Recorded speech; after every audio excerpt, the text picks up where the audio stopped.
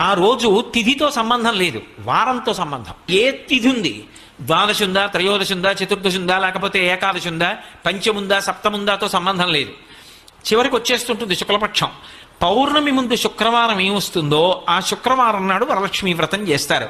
వరలక్ష్మీ వ్రతం చెయ్యడానికి అసలు ఈ వ్రతం ఉన్నది అని మొట్టమొదట లక్ష్మీదేవి ఎవరికి చెప్పింది? చారుమతికి చెప్పింది. తెల్లవారు లేస్తే మనం కథ చదువుతాం. చారుమతి ఆ మాటకు అర్థం ఏమిటి?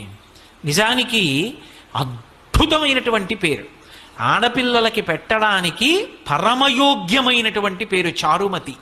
ఎంత చక్కటి పేరు! చారు అంటే సత్, మంచి అని, చాలా చక్కటి ఆలోచన కలిగినది, విశాల బుద్ధి కలిగినది. మతి బుద్ధి, మంచి బుద్ధి కలిగిన పిల్ల.